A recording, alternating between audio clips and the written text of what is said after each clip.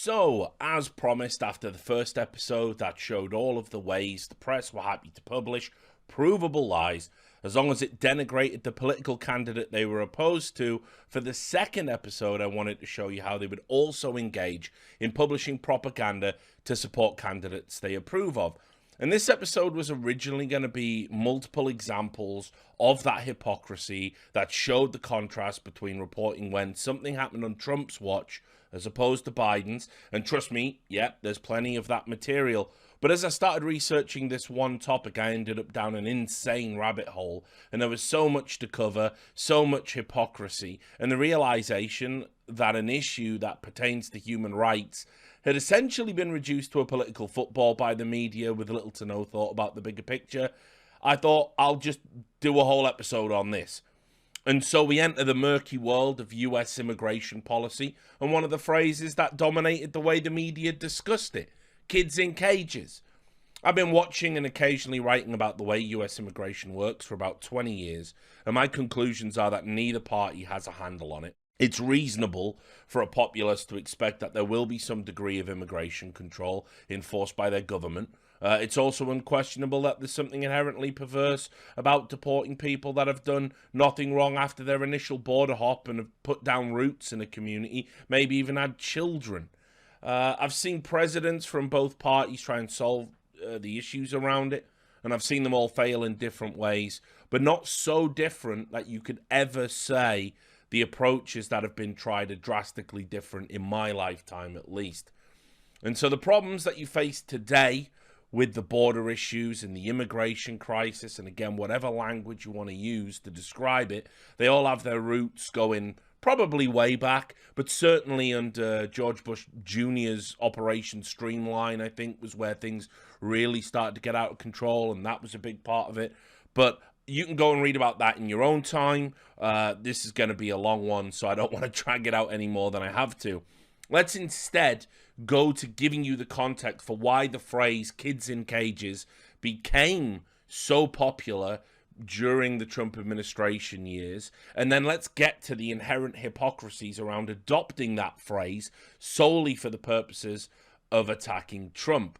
So this is in regards, or rather where it blew up, was in relation to the Trump administration family separation policy, which was a policy that was adopted across the entire US and Mexico border from April 2018 until June 2018. And under that policy, federal authorities separated children and infants from parents or guardians with whom they'd entered the US.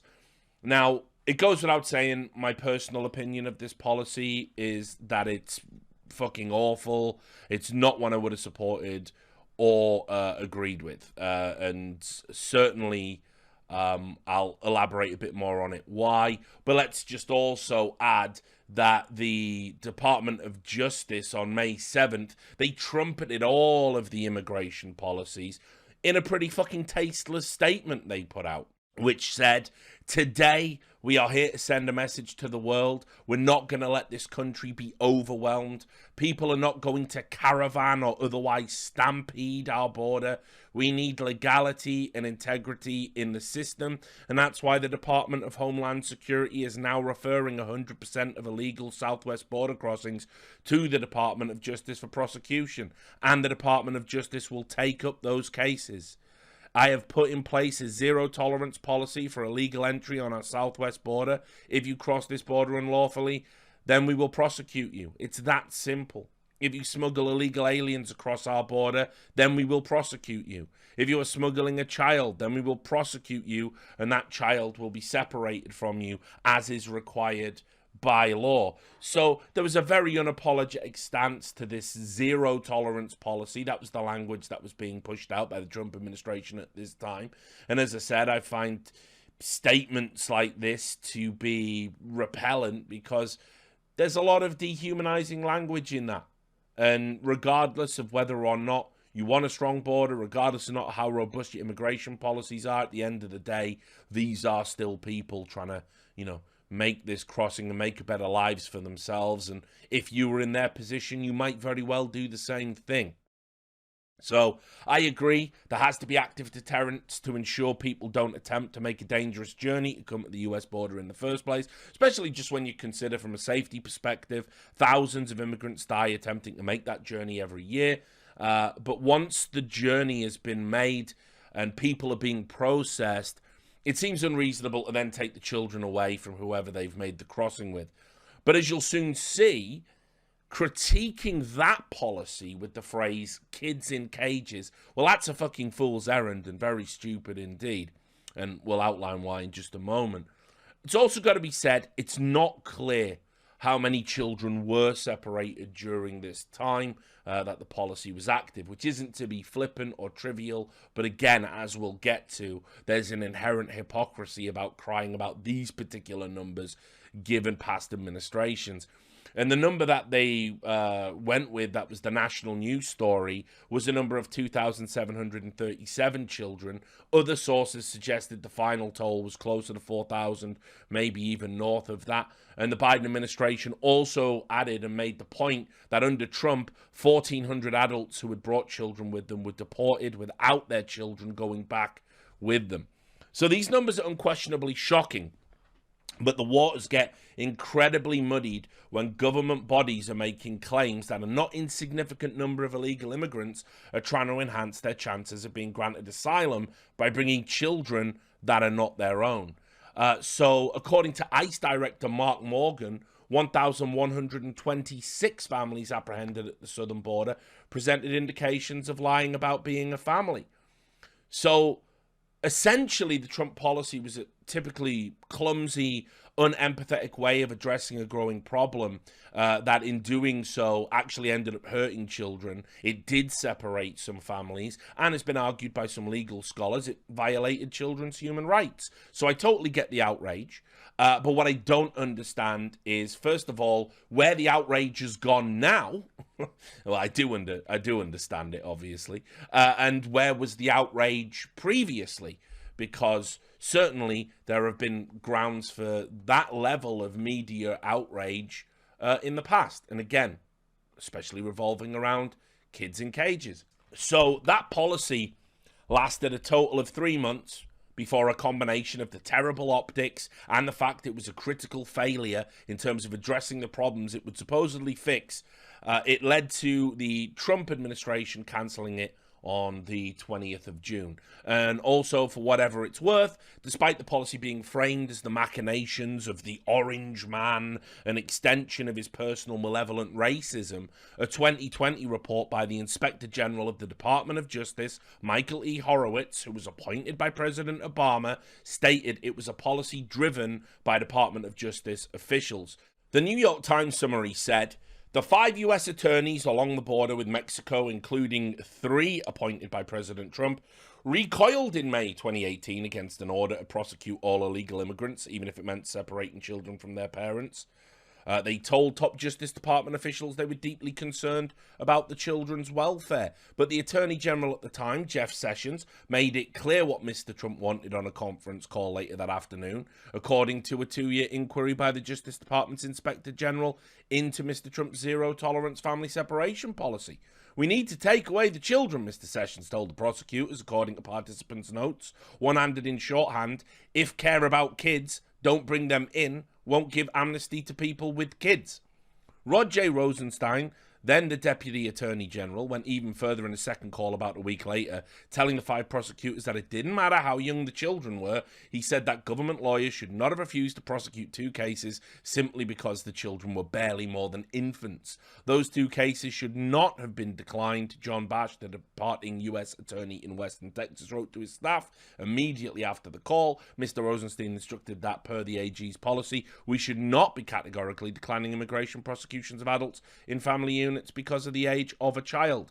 The Justice Department's top officials were a driving force, in quotes, behind the policy that spurred the separation of thousands of families, many of them fleeing violence in Central America and seeking asylum in the United States, before Mr. Trump abandoned it amid global outrage, according to the draft report of the results of the investigation by Michael E. Horowitz, the department's Inspector General. So the end of the policy should be universally seen as a good thing, given the sheer volume of protests about it existing in the first place, but the initial reaction was generally one of, okay, but not good enough. So you can see the New York Times' Maggie Haberman wrote, Mr. Trump has for weeks refused to simply end his government's zero-tolerance policy that led to the separation of more than 2,300 children from their parents, saying that the alternative would be to fling open the nation's borders and allow immigrants who cross the border illegally to remain in the country. But the president, furious about the pummeling he has taken in recent days, has been casting about for an escape from the crisis.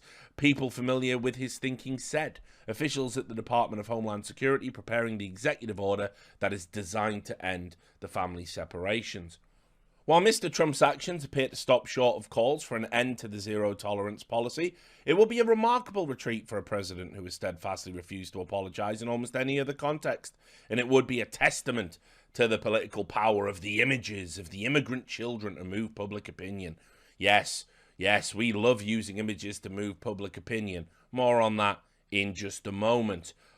But the Washington Post, they went with President Trump sought to staunch a public outcry over his administration's zero-tolerance immigration policy on Wednesday, signing an executive order to end family separations at the US-Mexico border after days of insisting he was legally unable to act.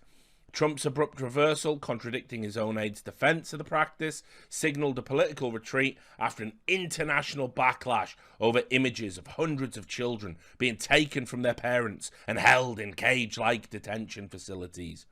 But it remained highly uncertain whether the president's hastily drafted order to keep families together in federal custody while awaiting prosecution for illegal border crossings would withstand potential legal challenges, and senior administration officials said the order did not stipulate that the more than 2,300 children already separated from their parents would be immediately reunited with them. It's also probably worth just keeping in mind how the now Vice President Kamala Harris reacted at the time, because it'll be relevant later. She said the executive order doesn't fix the crisis. Indefinitely detaining children with their families in camps is inhumane and will not make us safe. Inhumane, you say. So, despite the policy being ended and it being seen not only as a victory for the Democrat Party, human rights groups, and a black eye for Trump, what followed next seemed to be a ratcheting up of attacking his immigration policy as a whole, and the focus now was on the conditions of the people who were being detained, irrespective of whether or not they had been separated. Democrat Senator Jeff Merkley visited the McAllen Processing Center and did a media tour of his findings, a video of which you can see here. Now, you went to a facility in McAllen, right, and you got to see a kind of processing center. What did you see there? What did you witness? Well, the first room had a series of cages that look a lot like dog kennels, in which people had recently arrived and been put into them. They were very crowded. The individuals had space blankets, so you had all these silver space blankets, no mattresses, and people looking very distressed and upset. A number of women holding children in their arms. And then adjacent to that is a very, very large warehouse with much larger cages. And in those, the children have already been separated away from the parents. There was one cage that had children who were young boys who were being lined up for food, and they started with the smallest in front. So you had a little toddler, I don't know, he must have been 4 or 5 years old, up through youth that are 16 or 17. And some of those may have been unaccompanied. Others were undoubtedly taken away from their families, for families that are seeking asylum. So these are families that are coming to the U.S., having gone through horrific circumstances abroad, having this vision of the Statue of Liberty and the fact that Americans, virtually all of us, have some member of our family tree at some point who came here escaping oppression, expecting that they finally made it to the shores of the U.S. and now they'll get a fair chance to present their case for asylum.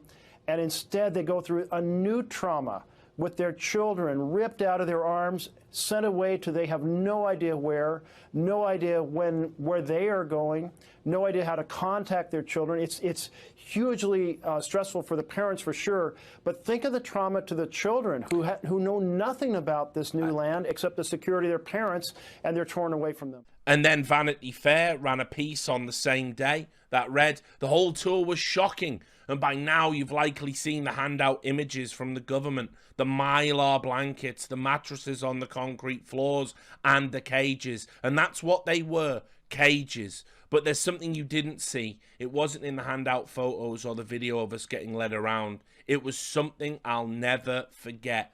Border Patrol later told me it was a play area. Really, it was a cage filled with what I remember being at least a dozen young kids, some of whom had been separated from their parents. Some were sitting on the floor and some were standing, and they were being supervised by a contracted guard at the center of the cage in a watchtower. 4 social workers waited outside in case they were needed. I was looking at caged kids, ripped from their parents, in the United States of America. Really powerful stuff, isn't it? It's like, wow, this can't be happening in America, guys. It can't be, because it's never happened before. It's never happened until the Orange Man got in charge. Kids in cages. The nerve. The same day, The Guardian ran a story on how locals at a town near the Mexican border were repulsed at the existence of a, quote, child detention camp opening near them. Behind fences and tall mounds of dirt, workers erected about 20 large tents on a parched field owned by the Department of Homeland Security, it read. Each tent has bunk beds and capacity for 20 people. There's a medical clinic, a reception centre, and reportedly a cinema, all under canvas. Armed guards with body armour stand vigil around the perimeter. Pictures show the detainees, just teenage boys, forming single-file lines and playing football in temperatures exceeding 37 degrees Celsius. A simulacrum of camping, except for the fact they are de facto prisoners and, so far, voiceless. So the outrage around the Tornillo tent city wasn't just limited to The Guardian. Beto O'Rourke, everyone's favourite politician, led a march down there to protest its existence just a few days prior to the end of the policy. And the outrage about it was odd, because the creation of temporary shelters or accommodation to house migrant children, whatever you think about that, isn't anything new in the United States. I'll give you some examples that seem to have been just historically forgotten about in the ether when it comes to media coverage. In 2012, Lackland Air Force Base in San Antonio had parts of it specifically repurposed for the housing of migrant children. In 2014, after a massive surge of immigration, an incredible 7,700 children were housed across multiple bases: Fort Sill in Oklahoma, Naval Base Ventura County in California, and again, the Lackland Air Force Base. For doing that, Fort Sill was actually issued an award from the Department of Health and Human Services that was publicized. They were specifically praised for the bunk space and the ability to separate by gender and age, something that's been a huge bone of contention in recent coverage. At the end of 2015, the Obama administration requested that the HHS created another 5,000 temporary beds specifically for separated children.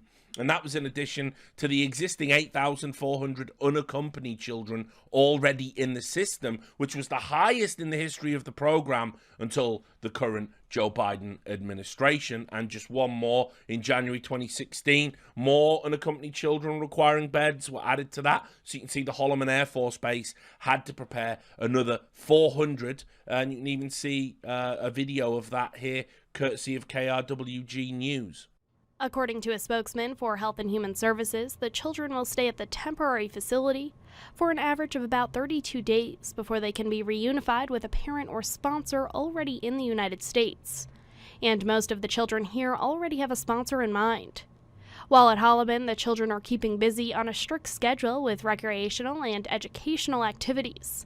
A spokesman says the children's favorite activities include playing dominoes, soccer, and basketball, as well as weaving friendship bracelets. So look, you could ask yourself, why have all those other times been forgotten about? But you already know the answer. It's not narrative conducive, and it might force people to look at the issue through non-partisan eyes, which leads to the uncomfortable realization there's metaphorical blood on your party's hands too. Not to mention the big problem I see from the media and Democratic operatives seems to be that every slogan they pick is just a massive cell phone or something that doesn't really pass well with people. You know, think all cops are bastards, defund the police, etc. You know, kids in cages, well, that's been going on for a long, long time. If you were against the child separation policy, that's one thing, cool, but kids in cages is nothing new. So we'll come back to the conditions under the Obama administration and its relative media coverage in a moment. But for now, let's just continue on the media's pushback against Trump. I'm sure you can already see a few things are abundantly clear. First, it's unquestionable the family separation policy was awful, but wasn't just Trump's brainchild. It was pushed by a Department of Security and experts that were trying to address a growing problem about child trafficking and, let's be honest, are probably the kind of people who are anti-immigration anyway because of their nationalistic agenda. Second, it was clear the policy wasn't really working, was inhumane, so it got rolled back via a presidential executive order that could have faced legal challenges, but was done anyway. Third, things have been awful at the border for a long time. Children have been separated for a long time under previous administrations, not necessarily as a matter of direct policy, as it was under Trump, but as a part of a problematic way the United States government, regardless of party affiliation, deals with the processing of people trying to enter the country illegally. And despite this, there was little protest from the press, and many outlets excused the separation of children and the expansion of detention facilities as a necessary byproduct of Obama's attempts to overhaul a flawed immigration system. Fourth and finally, it's also clear from the reactions and subsequent focus of multiple stories that Trump rolling back this policy was irrelevant. They were going to continue to attack the administration on the basis of immigrants being sheltered in terrible conditions, something previous administrations were as equally guilty of, and as we'll see, the current administration, the Biden administration, has allowed to spiral into levels previously unseen. And of course, the US media simply won't just report the facts and let them stand alone for the general public to make up their mind. Even with enough to condemn it and enough people to be upset by it, they have to make absolutely sure, and so you end up with genuine pieces of manufactured propaganda becoming one of the best examples of how the media lies to you every day. And with that in mind, let's take a look at the Time magazine Welcome to America debacle directly linked to this separation policy. So, you'll have seen the Time magazine cover, I'm sure you remember it. Features a young immigrant child crying as she was supposedly separated from her parents at the border. They've put an image of Trump domineering, leering over her, and the words "Welcome to America" were emblazoned across it. And for many, this was seen as the perfect encapsulation of all of the issues. Children were being separated and no doubt flung into cages, and it was, of course, all Donald Trump's doing because he is unquestionably a demented racist that somehow has achieved complete authority over the totality of American politics. The photograph itself was taken on June 12th, and it had been run in other media outlets prior to the reversal of the separation policy, and it was deemed to be emblematic of everything wrong with the current immigration policy as it stood. After it made the front cover of the New York Times on June 14th, the image spread widely. You can imagine it, slogans like "This is Trump's America," and it was used in part to attack the policy. But it was even used in a fundraiser for legal fees for separated families that was shooting for about $1,500, I think, but then it ended up raising $19 million. So naturally, Time saw that this picture was going to be very quickly iconic, and so they wanted to use it on their cover. They went out seeking the relevant permissions, and when they got them, they even ran an explainer for how powerful the photograph was, and they took it directly from the person who took it, the Pulitzer Prize winner, John Moore.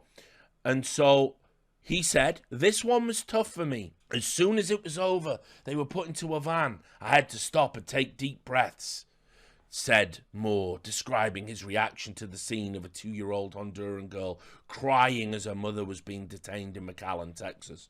"All I wanted to do was pick her up, but I couldn't. Due to the power of the image, which appeared as critics from across the political spectrum attacked President Trump's now reversed policy of separating children from parents who were being detained for illegally entering the United States, Times editors selected Moore's photograph to create a photo illustration, including Trump, to make the July 2nd, 2018 cover of the magazine. And the cover itself made news. You know, that self-congratulatory thing the media do, where they all pat themselves on the back. Oh, look at what Time had done. Yeah, we're the resistance. We're changing the world. So emotional, so succinct, and like much in the modern media age, completely fucking fake. The girl was never separated from her parents. The father said the child was only briefly kept aside to allow border agents to conduct a pat-down of the accompanying parent, and this was confirmed by other family members and the Honduran Deputy Foreign Minister, Nelly Jerez.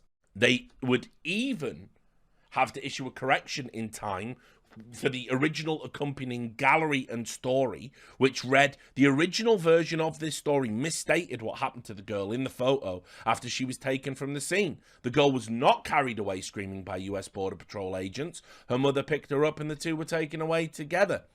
Now, despite it being a piece of clearly manipulated photographic propaganda with an accompanying false backstory, Time actually defended it, because of course they did. As reported in The Hill, this was their response. They said, the June 12th photograph of the 2-year-old Honduran girl became the most visible symbol of the ongoing immigration debate in America for a reason, a Time spokesman said in a statement provided to CNN on Friday. Under the policy enforced by the administration prior to its reversal this week, those who crossed the border illegally were criminally prosecuted, which in turn resulted in the separation of children and parents, the spokesman added. Our cover and our reporting capture the stakes of this moment. So that defense is probably the only thing you would ever need to explain the state of the US media over the past 10 years. Essentially, the argument is, yes, the substance of our reporting was false, but the narrative is accurate, so it's no big deal. And while the right-wing media went to war on that basis and were criticizing them, and even dug into additional details about the family, such as the mother having already been deported once, things that weren't really relevant to the situation, there were obviously plenty of sympathetic outlets that were happy to offer up excuses in defense of Time. Vox went with the crying girl on the magazine's cover wasn't separated from her mom at the border, but 2,300 other children were.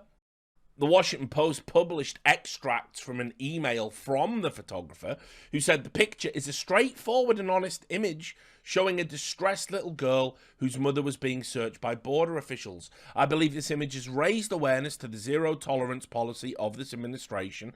Having covered immigration for Getty Images for 10 years, this photograph for me is part of a much larger story. Adding later, the image showed a moment in time at the border, but the emotion in the little girl's distress has ignited a response. As a photojournalist, my job is to inform and report what is happening, but I also think it is important to humanize an issue that is often reported in just statistics.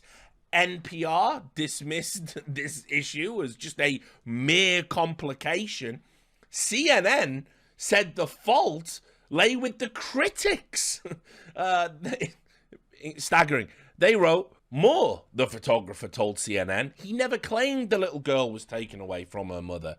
His original caption said that they were detained by US Border Patrol agents being sent to a processing center for possible separation. Despite those details, critics said use of the photo plays into the fake news hysteria promoted by the president and his supporters, who claim the media is purposely misleading the public in an effort to hurt the administration. Oh, that would never happen, would it, CNN? So that even overlooks the quotes from Moore in Time, where he made it sound specifically the ordeal had been going on for ages, and he wanted to get involved and help her, but he just couldn't. In reality, it was over in minutes. Whatever, I guess. Those Republicans just won't stop pouncing. So, yes, obviously some media outlets were critical of this essentially whole cloth fabrication designed for the purposes of stirring emotion, but the fact it wasn't blanket condemnation, and in many cases was excused, underlines how badly the media shift has been. Take, for example, the 2010 story surrounding what The Economist did with a faked photograph of Obama looking out at the BP oil spill. On their cover, they photoshopped out the other people that were present with him to make it look like he was alone, weight of the world on his shoulders, looking despondent with the oil rig in the background. Now, for sure, it's a manipulation, but one that does seem somewhat banal by comparison to the time incident. But this was deemed worthy in 2010 of a New York Times investigation, and it was condemned by Reuters, for whom the photographer that took the original shot worked. They said, when it comes to its own photographers, Reuters has stringent standards regarding photo editing. It has a strict policy against modifying, removing, adding to, or altering any of its photographs without first obtaining the permission of Reuters and, where necessary, third parties referred to. So clearly times change. But let's go back in time a little bit more and see if we can't refresh our memories about the world before Trump. You see, as we've already demonstrated here, kids have been in cages for some time. Certainly throughout the last Democrat administration, you might even go as far as to say kids in cages is as American as apple pie. And this was unwittingly revealed in May of 2018 when Democrats and their supporters tweeted out photographs of children in cages to put pressure on the Trump administration, but actually used photographs from 2014 instead. You can see the former Obama speech writer Jon Favreau fucked up by simply not looking at the date. Antonio Villaraigosa, former mayor of LA, said, "It's not who we are as a nation." Sean King, aka Talcum X, tweeted the treatment was an abomination. The editor-in-chief of the New York Times Magazine, Jake Silverstein, tweeted out, "All of these photos are disturbing, but the first two were especially awful," without realizing what year they came from. Then deleted the tweet, then went on to explain the mistake as being he was just distracted because he was spending time with his family on the weekend, and of course the pictures were bad no matter whose watch they happened on. Lauren Wolf, who recently had an unbelievably hilarious meltdown after being fired from the New York Times over tweets she made, was also in on it. The Ringer reporter Paolo Uggetti said the photos made him sad and angry, and then he tried to style out the fact he'd known they were from 2014 all along, and he's still angry about them when someone pointed that out. He said, "Worth noting, this post is from 2014. Didn't seem to be angry at the time." And Linda Sarsour also shared the images. So there was a lot going on in May, because while Democrat supporters were inadvertently wrecking Obama and protesting the conditions he'd kept children in, at the same time on social media, there was a story bubbling about how the Trump administration had just lost 1,500 migrant children in the system. And social media was ablaze with these claims. It even played well with the Pizzagate crowd, typically right-wing cranks, who were saying that this was proof the government was trafficking them. That alone, the sheer volume of people talking about it made the story trend on Twitter, because of course it does. And so the complaints about the Trump administration using the Obama administration photos got folded in to the hashtag "Where Are Our Children?"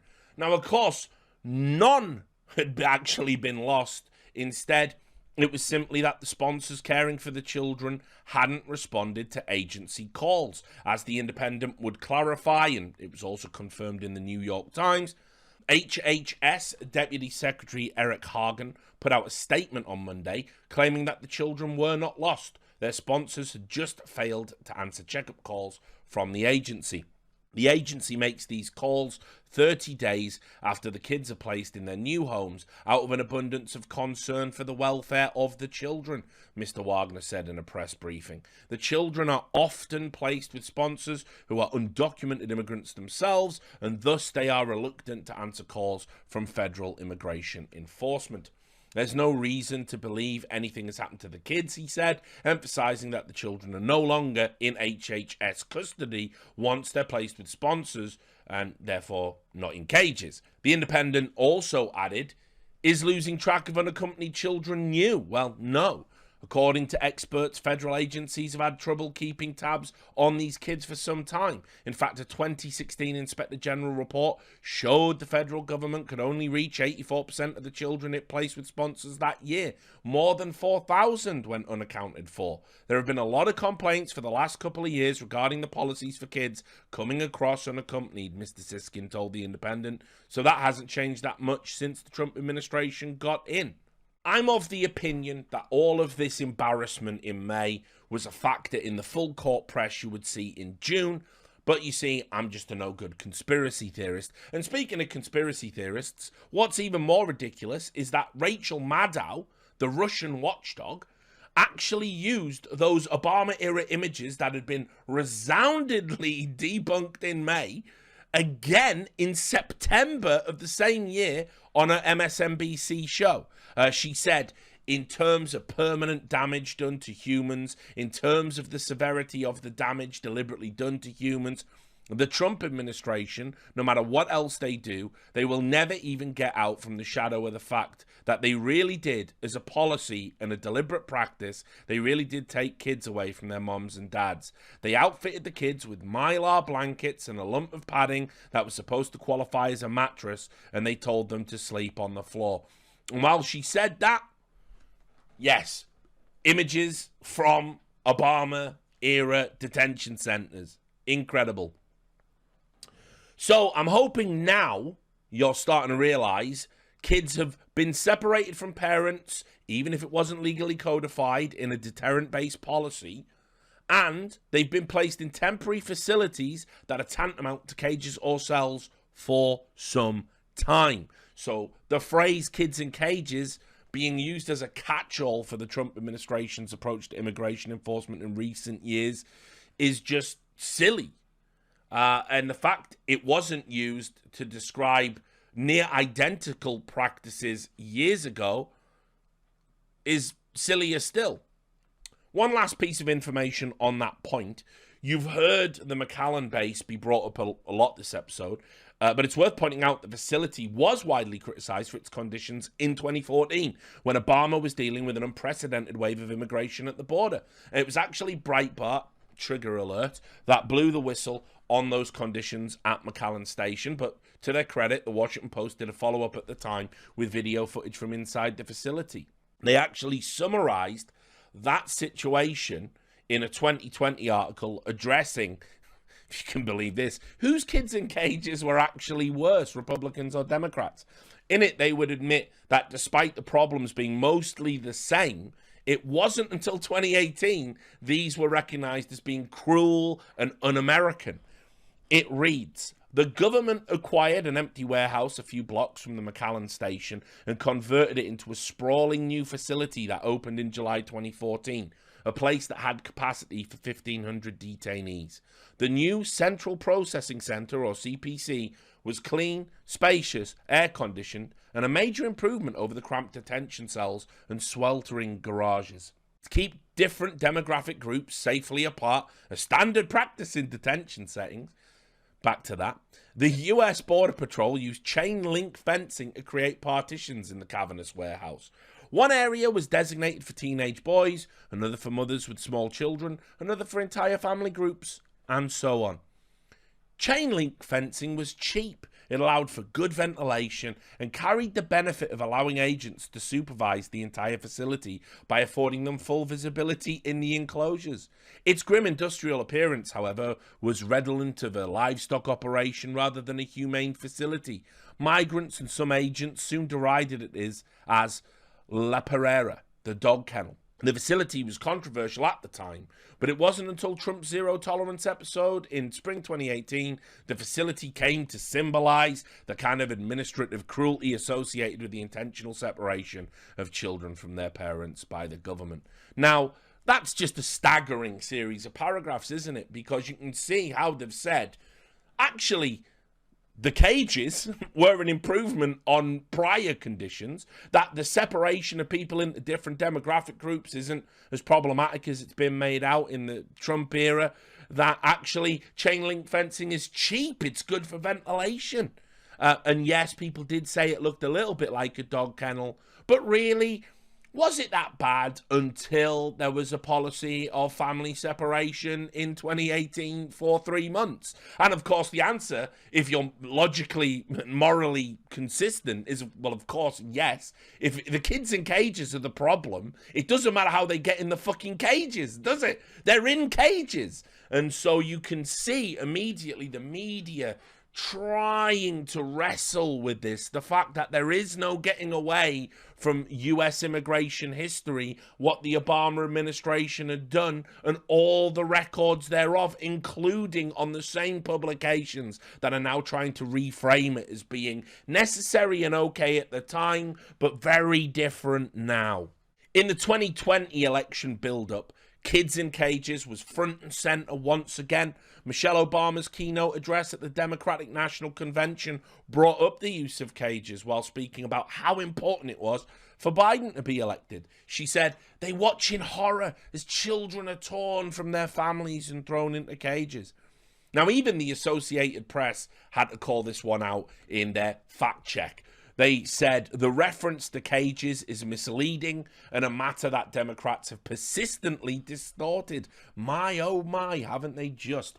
Trump used facilities that were built during the Obama-Biden administration to house children at the border. They are chain link enclosures inside border facilities where migrants were temporarily housed, separated by sex and age. And look, just for the sake of completion, I'll mention that in response to Michelle Obama's speech, right-wing media groups, independent ones, circulated images of children in cages, supposedly from 2014, asking the question, did she care then?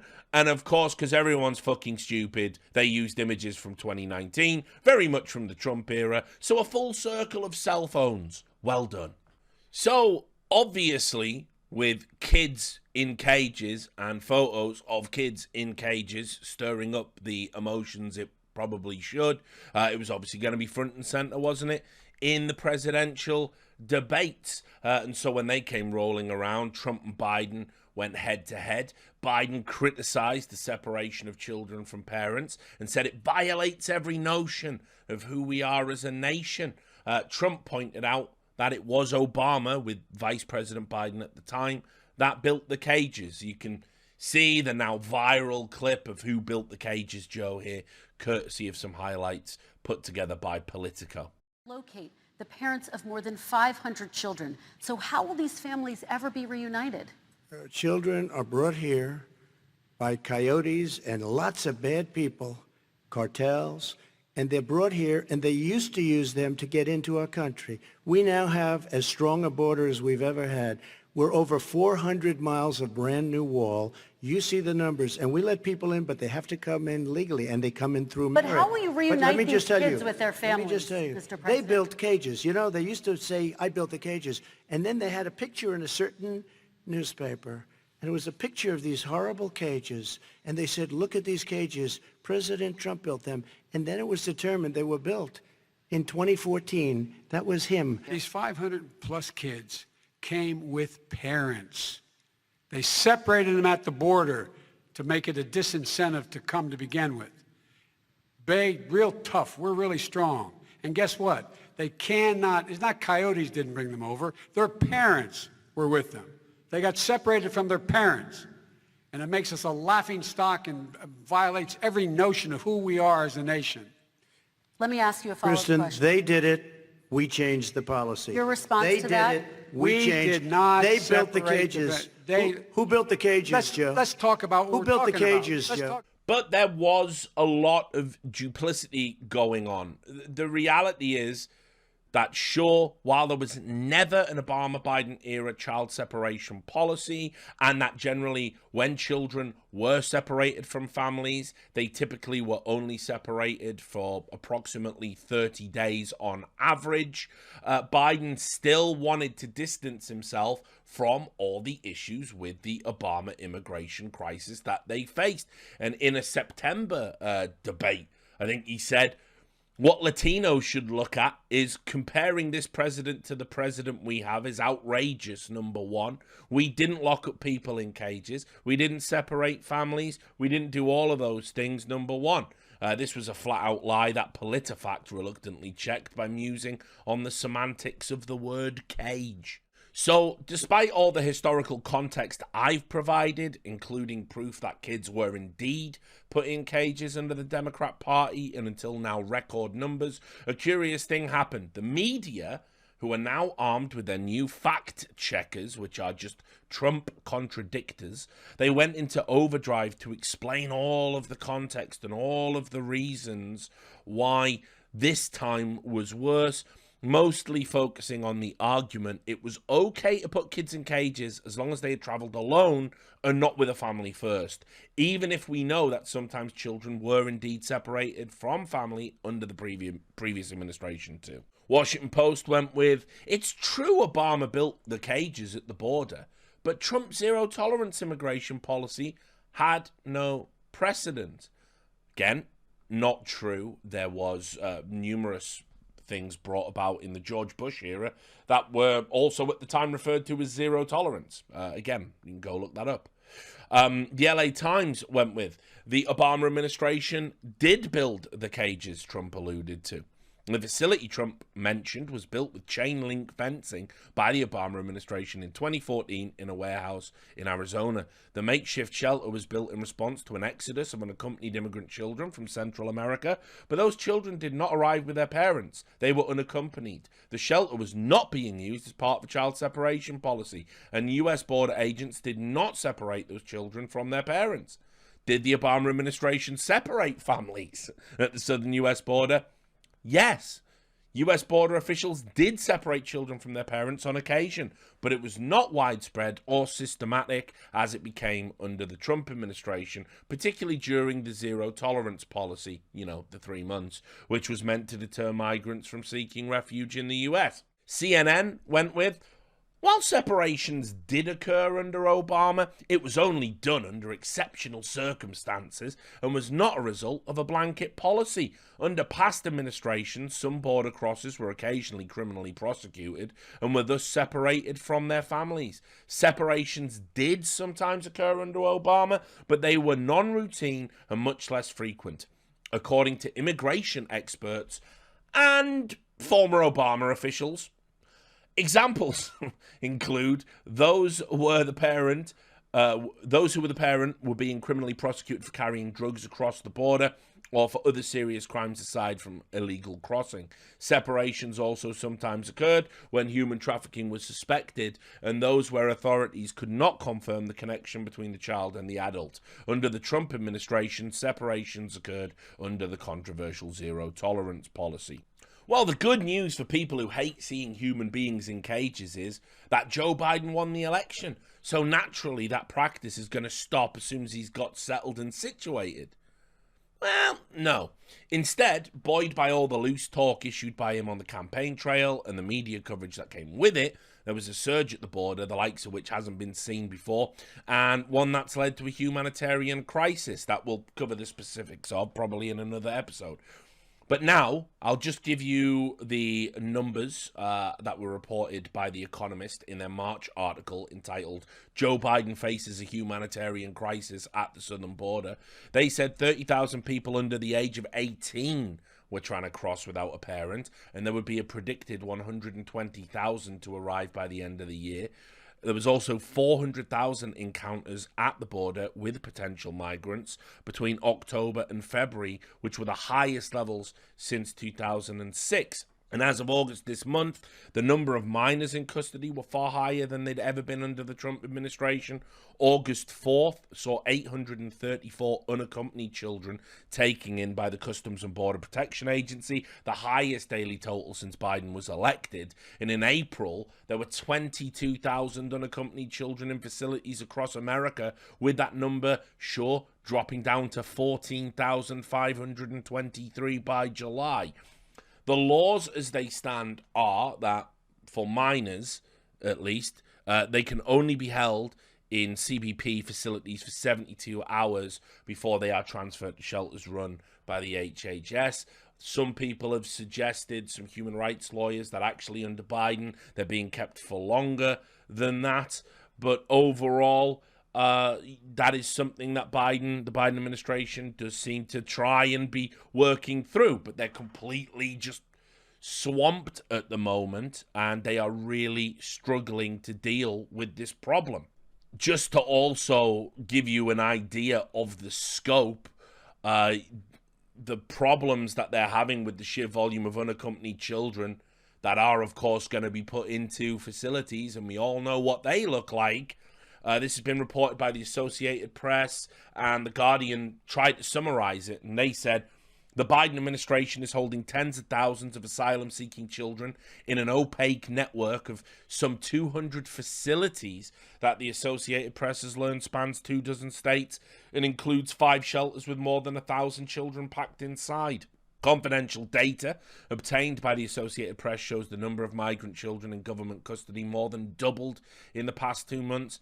And this week, the federal government was housing around 21,000 kids from toddlers to teens. One reason so many children are now arriving without their parents dates back to a 2020 Trump administration emergency order that essentially closed the U.S.-Mexican border to all migrants, citing public health concerns about the spread of COVID-19. That emergency order still applies to adults, but the Biden administration has begun allowing children traveling without their parents to stay and seek asylum if they do enter the country. And as a result, this has led to parents sending their kids across the border by themselves. So even though we now have the existence of a policy that is in essence essentially encouraging children to make the dangerous trek by themselves, it's at least good news because we know they're not going to end up in cages. The image on your screen was released not by Fox News, not by Breitbart, not by a right-wing outlet, but by Democrat Congressman Henry Cuellar after his visit to a facility in Donna, Texas, where he reported that there were approximately 400 male minors, and we are still separating them by age and gender, in a facility designed for a maximum of 250. The month prior to that, it was revealed Biden was going to have to reopen some of the facilities that had been closed towards the end of Trump's tenure. One which now will be pictured on your screen. Try and ignore the bars on the window. Interestingly enough, Congresswoman Alexandria Ocasio-Cortez had labeled these facilities concentration camps during the June media frenzy over Trump's immigration policies. If you've looked at that building and thought, wow, that looks pretty awful, just know that the camp you saw was described not as a concentration camp, not as cages for kids.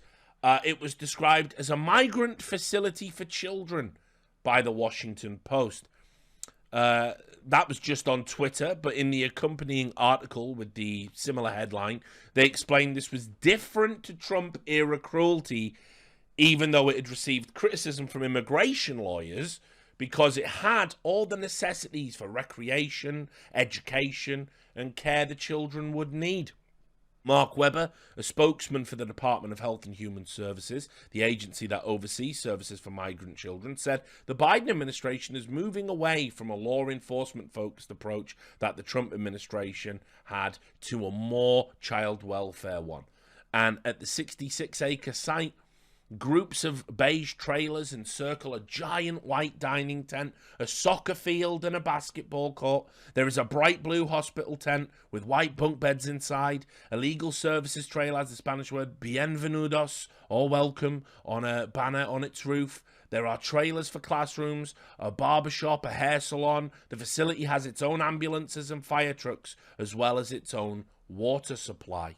What this article overlooks in its attempt to frame these centres as being very different is those types of services were available in the Trump-era facilities too, including the much-maligned Tornillo tent city we talked about earlier. And if you don't believe me, you can take it from NBC. Their expose inside Tornillo, the expanded tent city for migrant children, read, children spend most of their day in fully enclosed air-conditioned tents where they receive schooling, meals, and recreational activities. 3 workers are assigned to sleeping tents of 20 children each. Until recently, children were given optional workbooks rather than mandatory lessons taught by teachers. The favourite activity by far, according to the care workers, is soccer. Children have 3 hours of recreational time each day and usually flock to the turf for soccer games.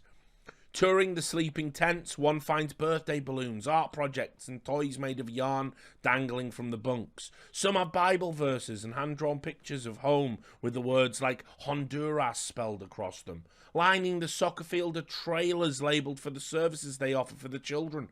One trailer devoted to haircuts has a barber sign on the door. A group of boys were lined up around the trailer waiting for a trim. 4 of the boys sitting in the back, all age 14, said they've been treated well inside the facility.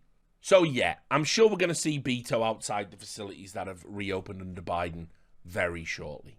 Incredibly, not much was made over politicians trying to defend conditions that had been called a human rights violation just a year ago. As published by NPR, Democratic Senator Chris Murphy ran the party line without any pushback at all. They said he defended the administration's efforts to address the problems at facilities and to speed up the processing of minors. The rise in children coming to the border has happened so quickly that it has been difficult to move them out of these detention facilities in under 3 days, said Murphy, who recently returned from a visit to the southern border. Right now, as we speak, they are building new capacity to help house these children and filling new slots in the HHS system, he added. Murphy said that the Biden administration had inherited an absolute mess and wreck of an immigration system from the Trump administration. When asked about conditions in the facilities, Murphy said they are better than what we saw in 2019. These are not kids in so-called cages. They are not being separated from their family at the border, he said, acknowledging, but these are facilities you wouldn't want your child in for more than 10 minutes. They are big rooms. Kids are sleeping on thin mattresses on the floor. They're sort of bunched about 6 inches to a foot from each other. Anyway, while the Biden administration was getting stung for reopening migrant facilities they had blasted the former administration for having opened in the first place, the strategy was to mostly blame it on the pandemic and the resultant protocols, not the policies or the press that was causing a surge of immigration in the first place. His press conference with Jen Psaki responding to criticism over the reopening that makes direct reference to the things both Biden and Harris had said in the past. Why is the Biden administration reopening a temporary facility for migrant children in Texas? Well, first, the policy of this administration, as you well know, but just for others, is not to expel unaccompanied children who arrive at the border. And the process, how it works, is that Customs and Border Control continue to transfer unaccompanied children to the HHS Office of Refugee Resettlement. That can take a couple of days. I just want to give this context because people need to understand the process. But because of COVID-19 protocols, like social distancing requirements, the capacity of existing Office of Refugee Resettlement shelters has been significantly reduced because, of course, you can't have a child in every bed. There needs to be spacing, and we abide by those spacing to protect the kids who are living in those facilities for a short period of time. And to ensure the health and safety of these kids, HHS took steps to open an emergency facility to add capacity where these children can be provided the care they need before they are safely placed with families and sponsors. So it's a temporary reopening during COVID-19. Our intention is very much to close it, but we want to ensure that we can follow COVID protocols as unaccompanied minors come into the United States. But it's the same facility that was open for a month in the Trump administration. Summer 2019, that is when Joe Biden said, under Trump, there have been horrifying scenes at the border of kids being kept in cages, and Kamala Harris said, basically, babies in cages is a human rights abuse being committed by the United States government. So how is this any different than that? We very much feel that way. These are facilities. Let me be clear here. One, there's a pandemic going on. I'm sure you're not suggesting that we have children right next to each other in ways that are not COVID safe, are you? I'm suggesting that Kamala Harris said that this facility, putting people in this facility, was a human rights abuse committed by the United States government, and Joe Biden said, under Trump, there have been horrifying scenes of at the border of kids being kept in cages. Now, it's not under Trump, it's under Biden. This is not kids being kept in cages. This is kids. This is a facility that was opened that's going to follow the same standards as other HHS facilities. It is not a replication, certainly not. That is never our intention of replicating the immigration policies of the past administration, but we are in a circumstance where we are not going to expel unaccompanied minors at the border. That would be inhumane. That is not what we are going to do here as an administration. We need to find places that are safe under COVID protocols for kids to be, where they can have access to education, health and mental services, consistent with their best interests. Our goal is for them to then be transferred to families or sponsors. So this is our effort to ensure that kids are not in close proximity, and that we are abiding by the health and safety standards that the government has been set out. Naturally, with the Biden administration under fire, the media had to analyse why the framing of kids in cages wasn't actually about that at all, and instead was about other issues. Associated Press noted that any allegations of hypocrisy lacked context because the family separation policy is no longer in effect, as if that somehow magicked the cages away. The Washington Post, in addition to their previous headline of "No, Biden's new border move isn't like Trump's kids in cages," once the photographs of kids in cages actually started to be distributed, they settled on kids in cages is a distraction. The real problem is a lack of migrant housing. Vox chimed in with Biden's controversial decision to reopen temporary shelters for migrant children explained, stating those facilities, which are overseen by the Department of Health and Human Services Office of Refugee Resettlement, are distinct from cages in U.S. Customs and Border Protection holding facilities that generated widespread outrage under the Trump administration. In those holding facilities, children slept with nothing but Mylar blankets to keep them warm at night on concrete floors. Some immigrant advocates argued the ORR facilities are also unsuitable, but they are set up to administer care to children, complete with schooling and recreational amenities. Obviously, Vox didn't get the memo that those things were in some of the facilities under the Trump administration, as I've demonstrated as well. And of course that, yes, some of those types of facilities where children are sleeping with nothing but Mylar blankets, etc., they were going on now, and certainly were going on in 2014, as we've seen. Arizona Central went with, is it ever okay to cage migrant kids? No way, but at least President Biden is taking the kids when Trump preferred to yank them from their parents. New Republic said that to end the practices of putting kids in cages was an infernal challenge. NPR's continued coverage focused on how Joe Biden had said the facility won't be open for very long during an interview with Univision, and they actually additionally published the following. Teresa Cardinal Brown, a former senior advisor on immigration in both the Bush and Obama administrations, said the comparisons to the Trump administration are unfair and not accurate. It's true the facilities were built by the Trump administration, but she said the similarities largely stop there. This is not kids in cages, she said, which referred to detention facilities run by U.S. Customs and Border Protection. You'll also notice if you look at that report, AOC did weigh in again on Twitter and criticized the opening of the facility, but she'd mysteriously downgraded her claim that these were concentration camps to simply saying it was not okay, regardless of party. But again, credit where it's due. CNN said Biden was boxed in and published the following. We're not going to cage children or divide families or rip children from mothers' arms, Democratic Representative Vicente Gonzalez of Texas, CNN's Abby Phillip on Sunday. I imagine that's meant to be told Texas CNN's Abby Phillip on Sunday. But we need an orderly process for migrants who qualify for asylum to hopefully ask for asylum in their home country or a neighboring country, or maybe build a center in southern Mexico where they can be processed there. But they also did add that more than 4,000 children have been stuck in Border Patrol-run facilities, which are akin to jail-like conditions for extended periods in the absence of enough shelter space to properly care for them. Kind of weird, isn't it? CNN have popped that bubble of what everyone else was saying. Who would have thunk it?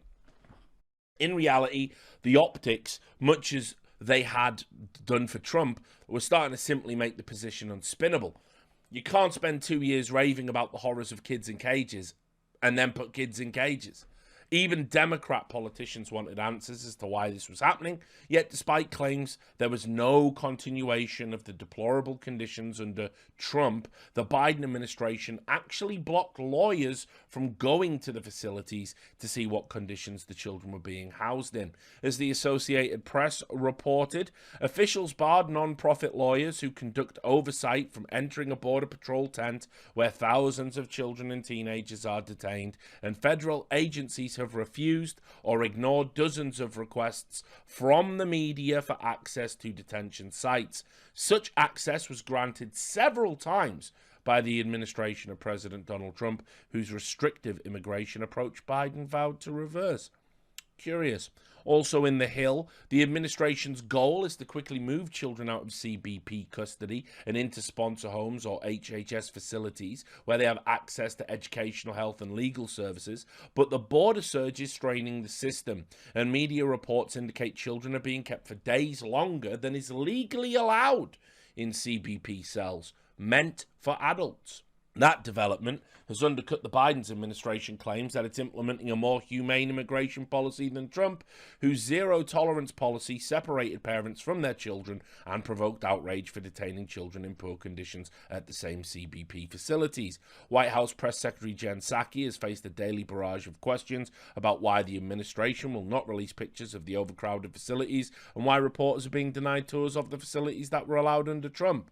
The sad reality is, and what was becoming apparent to all parties at the time was, and sure the media would rather not acknowledge it, was that the conditions for children were now potentially worse than they had been for quite some time due to a combination of the COVID protocols and overcrowding. And just to add to this, if you were in any doubt about Jen Psaki having lied there in that press conference saying, look, you know, we're trying to observe all the COVID protocols and not have children spaced together. Think about all the images you've just seen and all the descriptions you've just seen. And let me tell you, the conditions in some of these camps under Biden are worse than you could imagine. A June report from the BBC published their findings from an investigation into the conditions at the Fort Bliss military base that housed 2,000 unaccompanied children. And this came after whistleblowers had smuggled out video footage to share with the news organization because it's explicitly in their contracts. They're not allowed to film, not allowed to talk to the press or share any details about what goes on. Findings from the BBC's investigation includes allegations of sexual abuse, COVID and lice outbreaks, a child waiting hours for medical attention, a lack of clean clothes, and hungry children being served undercooked meat. Staff told the BBC the food was mostly edible, but a 15-year-old who has now been released said he was fed undercooked food. Sometimes the chicken had blood, the meat was very red. We couldn't stand our hunger and we ate it, but we got sick from it. A number of tents have also been set up just to accommodate the large numbers of sick children. The children have nicknamed it COVID City. Hundreds of children have tested positive for COVID, said one employee who asked to remain anonymous because staff are banned from speaking about the camp. In addition to COVID outbreaks of the flu and strep throat, those have also been reported since the camp opened in late March. In a secret recording of a staff meeting in May given to the BBC, an employee told of a child who was coughing up blood and needed urgent medical care. They said, we're going to send him to lunch, the employee reported another staff member as saying. It was a 3.5-hour wait to see anybody. The 15-year-old who spoke to the BBC was released last month after 38 days in detention. He said he caught COVID-19 soon after arriving in the camp and became severely ill. And after he recovered, he was sent back to live in a crowded tent and then became ill again.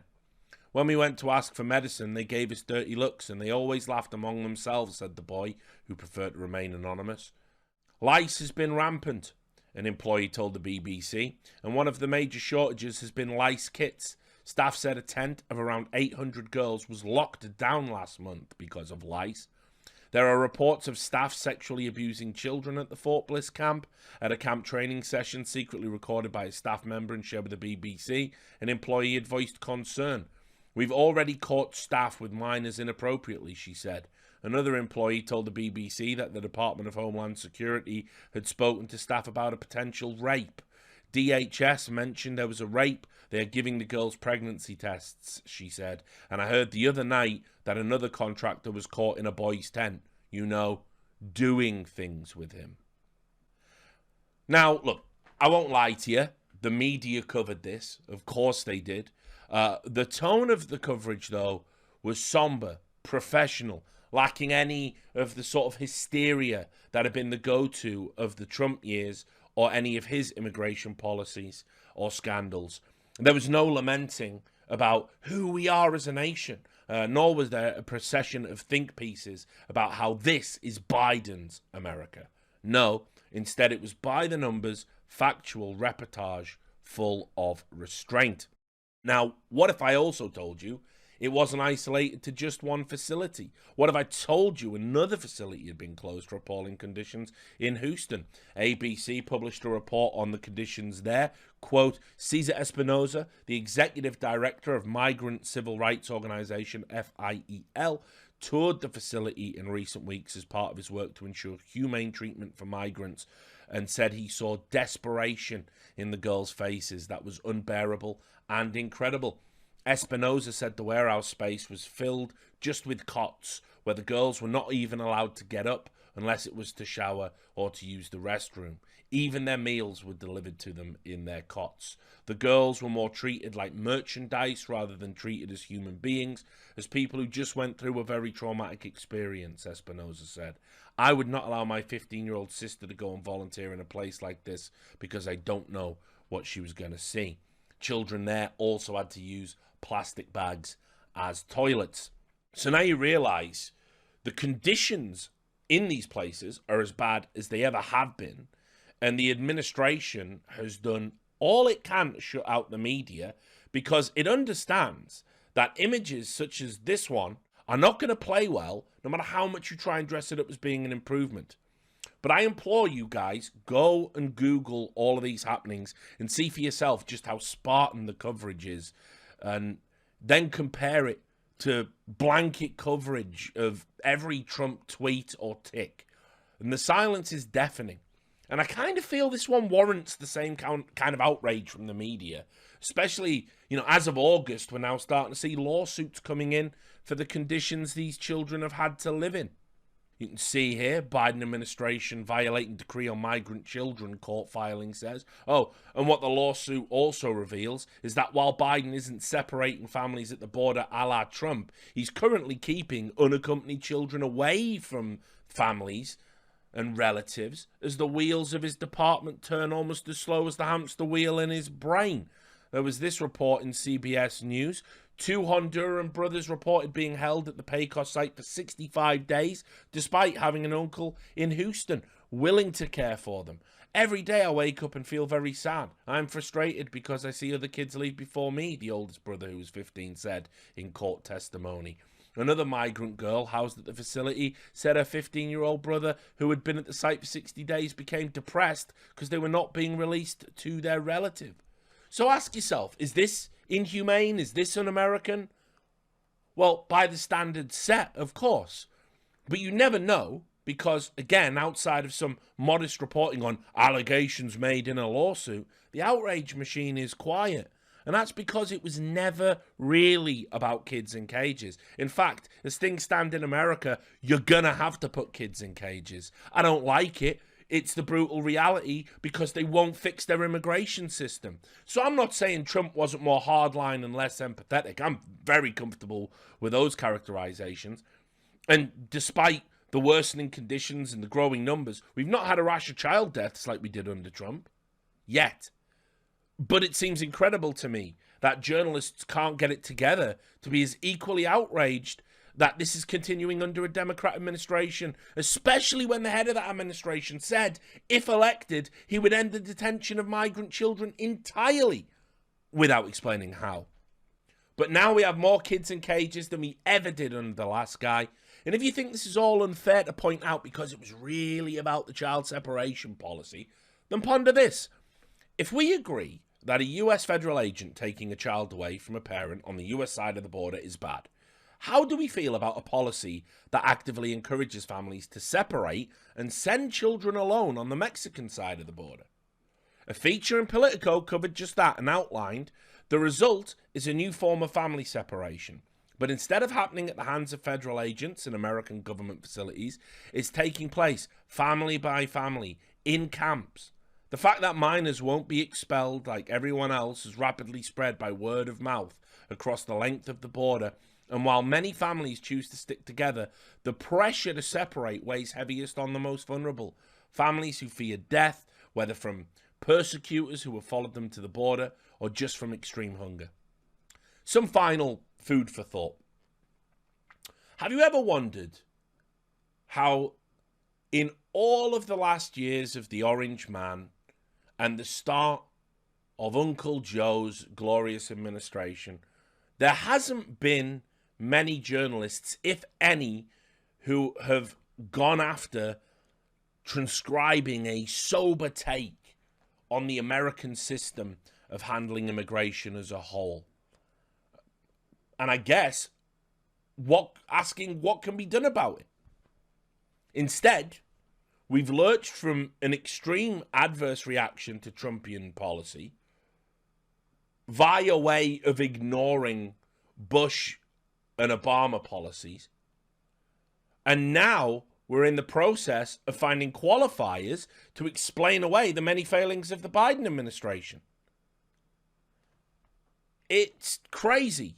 To do this is to ignore American history and to deny you the ability to critically think and therefore push for positive change. I'm sure most of what I've talked about in the second half of this show is going to be coming as news to you. And the fact that you have to work so hard to learn about these heartbreaking stories holds people back from the appropriate reaction. But there's just so much that gets left out of the story by these journalists. You know, it's known that the family separation policy was considered by the Obama administration during their 2014 surge, but after much discussion, they opted out. You can find, if you dig for it, stories like this one of how a father and son were separated under Obama via the mechanism of deportation that was sparked over an expired license plate. You can find information on how the Obama administration reneged on promises to limit the practice of detaining minors. You can go back to 2007 and 2009 and look at the lawsuits filed by the ACLU for the terrible conditions in migrant camps back then. Quote, they were grossly inadequate in healthcare. There was physical and sexual abuse, overcrowding, discrimination and racism, as well as a lack of access to necessary medications for persons with chronic illnesses, shackling, use of segregation or tasers for disciplinary purposes, inability to visit with family members, and problems with access to telephones. You cannot lay those things at the doorstep of the Orange Man. And yet the press are trying to have everybody now utterly convinced his presidency was the unique dark period in America. No, it was a continuation of America. And if the journalists posturing as giving a shit about kids in cages really want to convince people it's more than political theatre, it's probably time to indict the system collectively and not just get upset when the red team does it.